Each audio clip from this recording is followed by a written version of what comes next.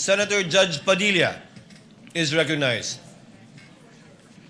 Maraming salamat po. Thereafter, Senator Judge Zubiri. Maraming Senator salamat Judge po. Padilla, you have 2 minutes. Opo. Nais ko lamang po magtanong sa ating saksi. Ginoong saksi, kanina po kasi habang nagkakaroon ng pagdinig, ako po'y laging iistorbo dahil tuwing may itatanong, mag-o-object, medyo magulo po eh. Pwede po bang sagutin po ninyo ako dahil noong pong February 5, ang sabi po dito ay insufficient po yung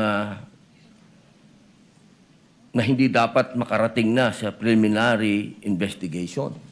Tama po ba? February 5 po yun? May certification, sir. Yes po. Opo. Tapos, nung February 14, naging sufficient na for conduct of preliminary investigation. Nasagot po ba yung 7 na sinabi dito na para, ang sinasabi po kasi dito nung February 5, merong 7 na kulang. I believe so, sir. That's why we have received a certification, sir. Ayun. Kasi po, parang narinig ko kanina, hindi po naibigay yung original copy nung sinagawang interview kay Vice President Sara Duterte. Yung original po, na kopya, kung sino po yung nag-record. Wala po kayong affidavit? Meron po ba kayong affidavit na nakuha nyo? Yes, sir. Ako po yung ang inire-request po ng DOJ dyan is affidavit po nung nag-screen record, which is my affidavit, Your Honor. Meron po siyang affidavit? Ako, sir. Ako po yung nag-execute, sir. Hindi po yung mismong tao? Yes po. Ang hinihingi po kasi ni DOJ is kung sino yung nag-screen record through OBS, sir.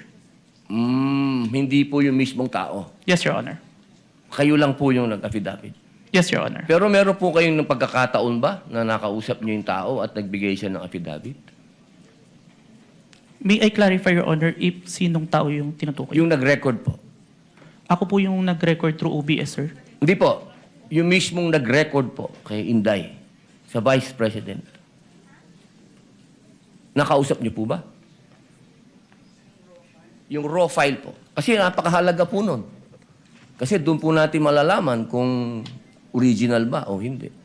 The video itself, sir, is publicly available. That's why I performed the recording, sir. Opo.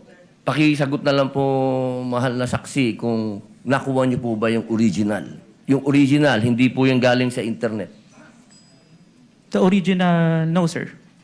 Yun lamang po. Maraming salamat po. Thank you, Senator Judge Padilla.